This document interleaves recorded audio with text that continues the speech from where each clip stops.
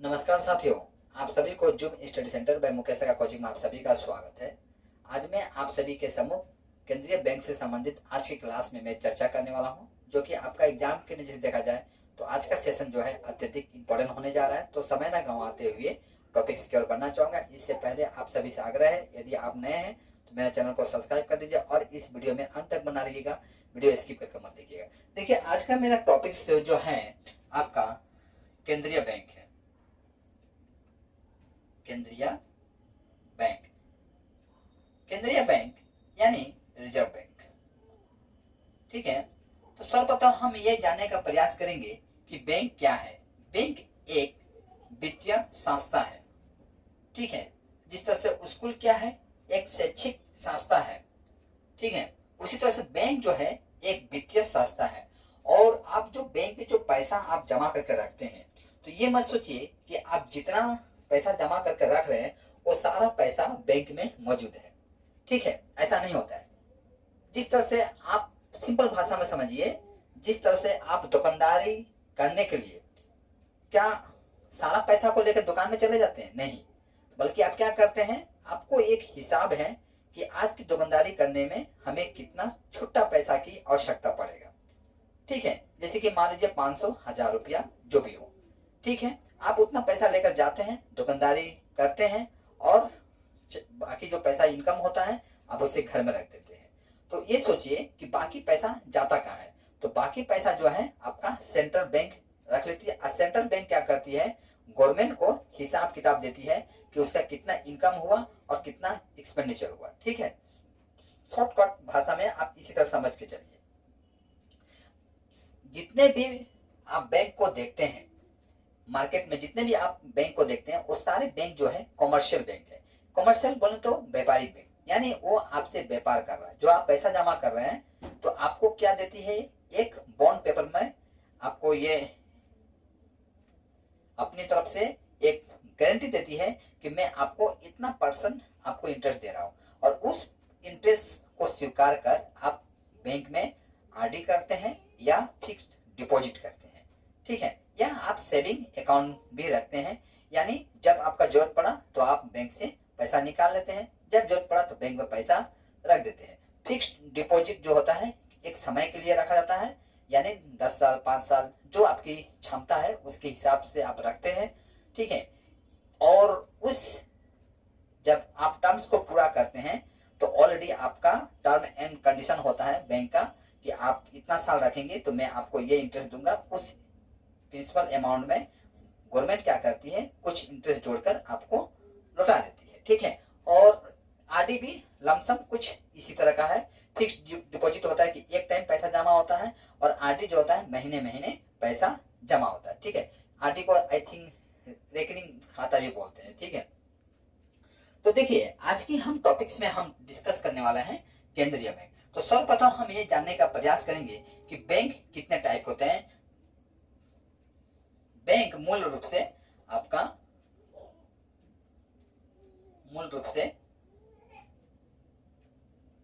Bank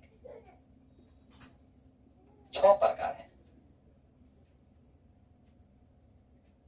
ठीक है, कौन कौन है? तो एक नंबर तो केंद्रीय बैंक हो गया, 2 नंबर व्यवसायी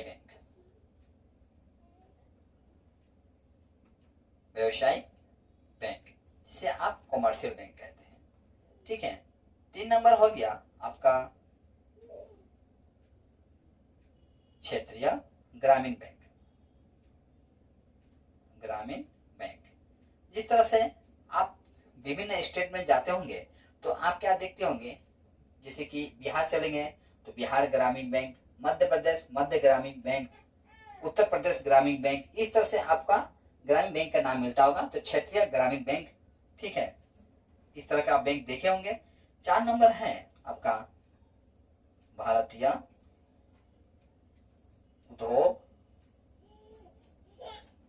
औद्योगिक विकास बैंक।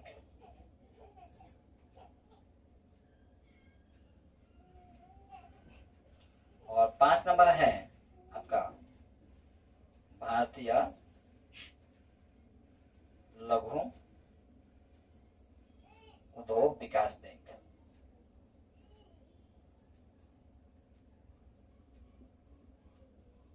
और छठा नंबर है आपका कृषि एवं ग्रामीण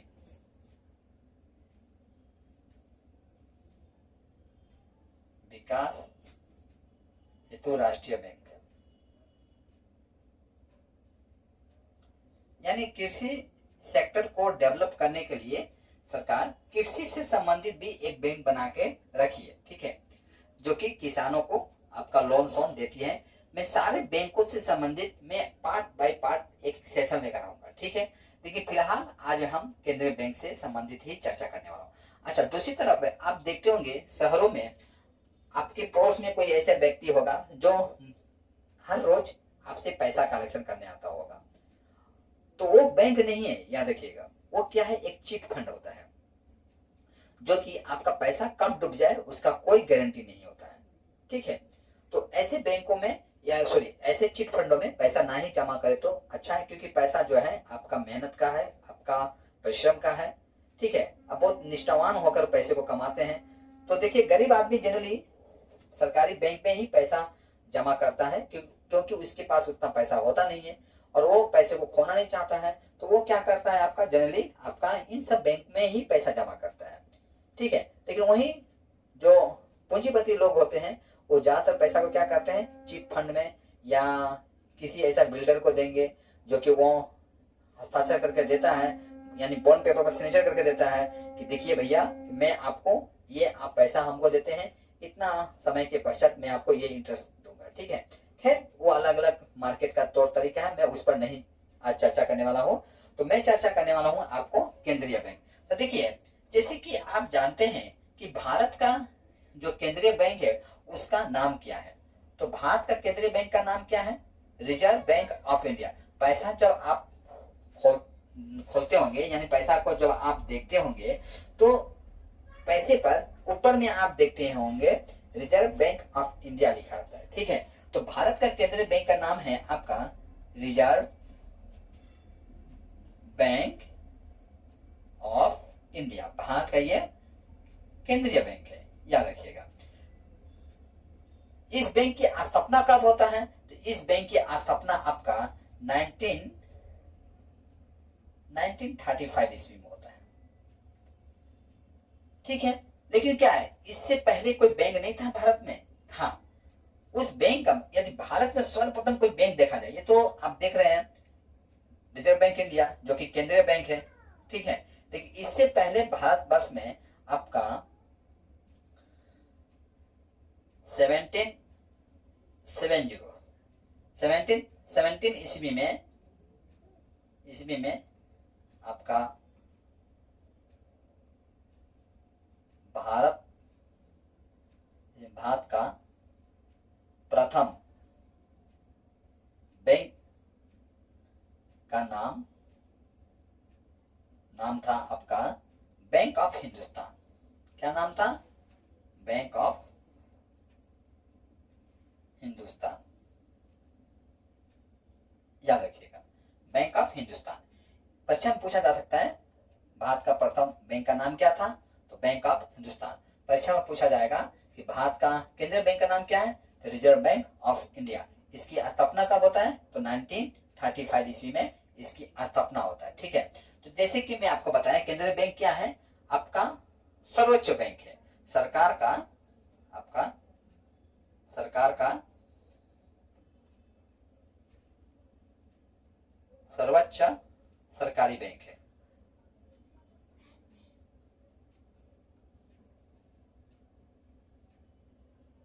ठीक है। और एक चीज समझ लीजिए, देखिए, आप जितने भी आप ये कॉमर्शियल बैंक को देखते हैं, ठीक है, ये सारा कॉमर्शियल बैंक जो है ना, किसका नियम को मानती है, तो सारा कॉमर्शियल बैंक केंद्रीय बैंक के द्वारा बनाए गए नियम को ही मानती है, याद रखिएगा। सारा कॉमर्शियल बैंक केंद्र बैंक का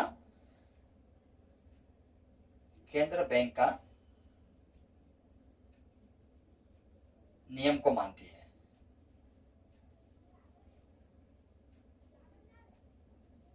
यानी केंद्र बैंक जो है अन्य बैंकों का क्या है, गार्जियन है।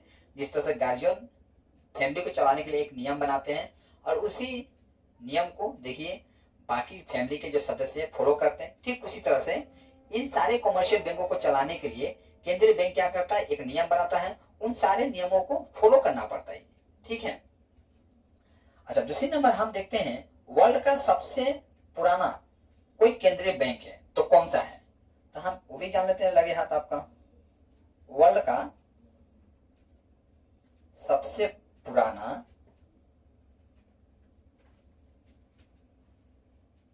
केंद्रीय बैंक का नाम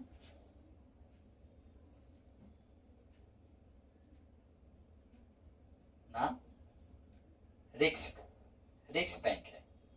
ये रिक्स बैंक कहाँ का है, तो आपका स्वीडन में है। स्वीडन का रिक्स बैंक जो है वर्ल्ड का सबसे पुराना केंद्रीय बैंक है, याद रखिएगा। इसकी स्थापना कब होती है, तो 1656 ईस्वी में आपका स्थापना है इसका, यानी इस समय में इस बैंक का स्थापना किया गया था। अच्छा, दूसरे नंबर हम ये भी देखते हैं आपका केंद्रीय बैंक का नाम जो है भारतीय रिजर्व बैंक है, जिसका स्थापना जो है 1935 ईस्वी में हुआ था। ठीक है, जैसे कि आप समझ चुके हैं। तो मैं चाहूंगा इतना पे स्क्रीनशॉट लीजिए, इसके पश्चात हम लोग आगे की तरफ बढ़ते हैं। देखिए, केंद्रीय बैंक जो होता है उसके ऊपर बहुत सारी जिम्मेदारियां होती है। ठीक है, सरकार का हिसाब किताब रखती है। दूसरी तरफ हम देखते हैं जो आप नोटों की छपाई देखते हैं, वो नोटों की छपाई करने का अधिकार जो है केवल केंद्रीय बैंक का है, यानी कोई भी कॉमर्शियल बैंक जो है नोटों की छपाई नहीं कर सकता है। और नोटों के ऊपर में किसका हस्ताक्षर होता है, तो आपका रिजर्व बैंक का जो गवर्नर होते हैं उनका हस्ताक्षर होता है। ठीक है, परीक्षा में यहाँ से पूछा जाता है कि 1 रुपये की जो नोट है उस पर किसका हस्ताक्षर होता है, तो वित्त मंत्री का होता है। ठीक है, तो सिर्फ 1 रुपये के नोट पर, याद रखिएगा। तो हम साथ में ये भी जान लेते हैं कि केंद्रीय बैंक का कौन कौन से कार्य हैं। केंद्रीय बैंक का कार्य, पहला कार्य हम देखते हैं आपका कागजी मुद्रा की छपाई करना, यानी कागजी मुद्रा छापने का अधिकार किसका है, सिर्फ केंद्रीय बैंक का, अन्य बैंक नहीं है, नहीं छाप सकता है। और केंद्रीय बैंक का नाम क्या है, रिजर्व बैंक ऑफ इंडिया। ठीक है, दूसरी तरफ हम देखते हैं आपका केंद्रीय बैंक व्यवसायिक बैंकों का बैंक होता है। बैंकों का बैंक होता है, इसका मतलब क्या, देखिए, यानी जब कोई भी कॉमर्शियल बैंक कर्ज में डूबती है तो अपने कर्ज की भरपाई करने के लिए वो क्या करती है, किसके पास जाएगी, गार्जियन के पास। यानी जो बेटे को प्रॉब्लम होता है तो बेटा किसके पास जाता है, बाप के पास। ठीक है, पिताजी हमें यह असुविधा है। ठीक उसी तरह से जितने भी कॉमर्शियल बैंक जब घाटे में चलती है तो लोन प्राप्त करने के लिए बैंक भी लोन लेता है। तो बैंक लोन किससे लेता है, आपका केंद्रीय बैंक से। तो बैंक जो लोन देता है किस तरह देता है, तो जैसे कि एक उदाहरण समझ लीजिए, जैसे कि मान लीजिए बैंक लोन देता है, आपका केंद्रीय बैंक लोन दिया कॉमर्शियल बैंक को 2% में। ठीक है, सेंट्रल बैंक दे दिया आपका लोन कॉमर्शियल बैंक को 2% में।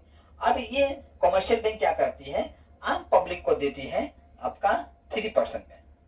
ठीक है, आप 3% से लोन उठा कर लेकर आते हैं और 1% जो ये बच जाता है, 1% जो है इससे क्या करती है कॉमर्शियल बैंक, अपने घाटे को भरपाई करती है। समझ में आ गया होगा।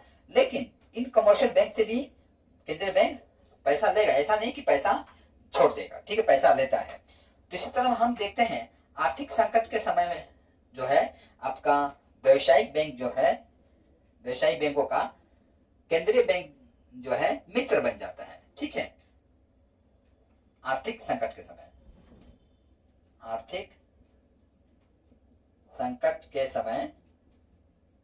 आपका केंद्रीय बैंक व्यवसायिक बैंकों का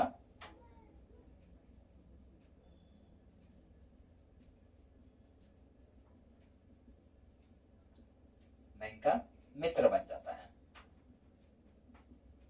तो ये आप द्वितीय वर्ग देख रहे हैं। तृतीय वर्ग है आपका केंद्रीय बैंक। आपका केंद्रीय बैंक सरकार के लिए वित्त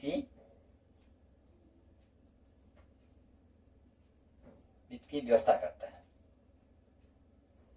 यानी सरकार को भी जब पैसे की आवश्यकता पड़ती है, ठीक है, तो सरकार किससे पैसा लेगी? तो सरकार जो पैसे की आवश्यकता पड़ती है, सरकार केंद्रीय बैंक से पैसा लेगी, यानी रिजर्व बैंक से पैसा लेगी।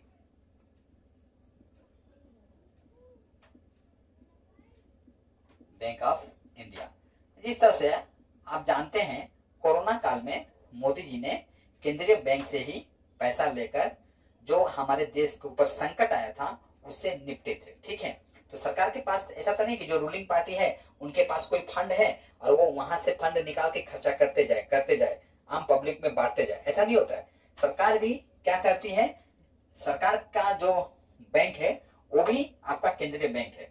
जब सरकार की पैसे की आवश्यकता पड़ती है तो सरकार किसके पास जाएगी? आपका जो गवर्नर है, रिजर्व बैंक के जो गवर्नर है, उनसे बातचीत करती है, सलाह मशवरा करती है। और वो रिजर्व बैंक का जो गवर्नर है वो सरकार को एडवाइस भी दे सकते हैं कि देखिए सर, आप ऐसा करते हैं तो ऐसा होगा, आर्थिक मंदी होगा। इस तरह से केंद्रीय बैंक जो है सरकार को सुझाव भी दे सकता है, ठीक है। देखिए, केंद्रीय जो बैंक है वित्त सहायता करती है, लेकिन किसको? केवल केंद्र सरकार को, केंद्र सरकार को वित्तीय सहायता प्रदान करती है, राज्य सरकार को नहीं। याद रखिएगा, राज्य सरकार को नहीं। अगर केंद्रीय बैंक जो है राज्य सरकार को देना स्टार्ट कर देना, तो जैसे कि आप जानते हैं इंडिया में इतने स्टेट है, सारे स्टेट इसके पास पहुंच जाएंगे। तो लास्ट में देखिएगा केंद्रीय बैंक गार्जियन नहीं बन गया, बल्कि वो ऐसा बुजुर्ग व्यक्ति बन गया घर में जिसका कोई महत्व नहीं होता। जिस तरह से देखते हैं फैमिली के कुछ ऐसे बुजुर्ग होते हैं, सब फैमिली में नहीं, ठीक है, जो अच्छे फैमिली होते हैं तो भैया बुजुर्ग हो जाए चाहे जैसे भी हो उनका तो कदर होता है। ये चीज याद रखिएगा, ठीक है। जो भी हो, जैसा भी हो, वो विकलांग हो चाहे जैसा भी हो, चाहे बिस्तर पे वो अपनी क्रिया करे, फिर भी उनका कदर होता है, रिस्पेक्ट होता है। लेकिन कुछ लोग ऐसे होते हैं कि पैसे के लिए ही बुजुर्ग को पूछते हैं। तो ऐसे हम क्या देखते हैं, ऐसे जो बुजुर्ग होते हैं जिनके पास पैसा नहीं है, लोग उनको मान लीजिए एक समय तक रिस्पेक्ट करते थे या एक समय उनके बातों को मानते थे या एक समय में उनको बातों को नहीं मानते हैं, ठीक है। ऐसा हालत आपका केंद्रीय बैंक का हो जाएगा। इसीलिए केंद्रीय बैंक जो है केवल सेंट्रल गवर्नमेंट को पैसा देती है, वो भी कुछ कंडीशन पर, ऐसा नहीं, ठीक है। लेकिन स्टेट गवर्नमेंट को पेमेंट नहीं करती है, किसी भी तरह का वित्तीय सहायता प्रदान नहीं करती है केंद्रीय बैंक। ये चीज याद रखिएगा, ठीक है। दूसरा नंबर हम देखते हैं आपका, चौथा नंबर,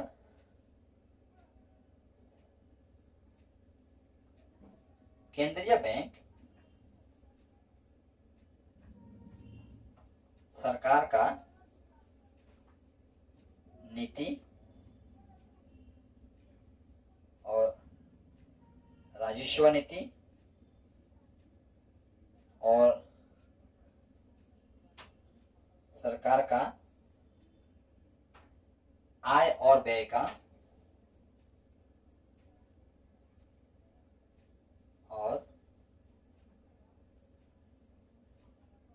व्यय का हिसाब रखती है।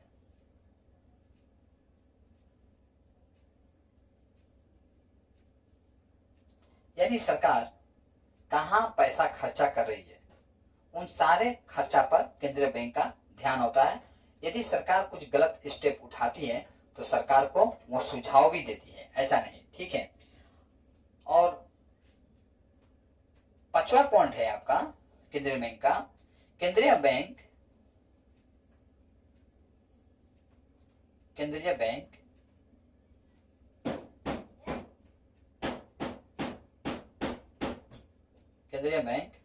आपका देश के विदेशी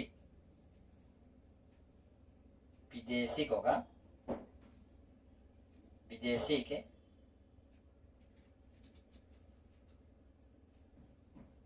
विनिमय योग्य मुद्रा का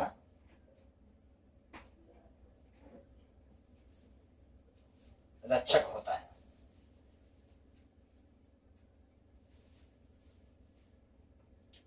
अर्थात केंद्रीय बैंक जो है वो क्या करता है, जैसे कि मान लीजिए आप बाहर से आए, ठीक है, आप अमेरिका डॉलर लेकर आए और अमेरिका डॉलर के जगह में आपका या डॉलर की जगह में आपको भारतीय मुद्रा चाहिए, तो इसका समस्या का समाधान कौन करेगा? आपका केंद्रीय बैंक करेगा। या आप विदेश जा रहे हैं तो आपका भारतीय रुपया अमेरिका में नहीं चलेगा, क्योंकि यहाँ रुपया चलता है तो वहां डॉलर चलता है, तो वहां आपको डॉलर लेकर जाना है, तो उसका मदद कौन करेगा? आपका केंद्रीय बैंक।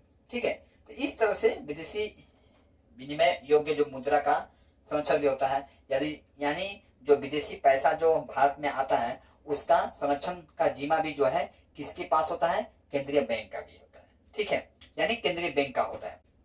देखिए, इस तरह से केंद्रीय बैंक से संबंधित जो सामान्य जानकारी मेरे पास थी, उन सामान्य जानकारियों को मैं आपके सम्मुख रखने का प्रयास किया हूँ।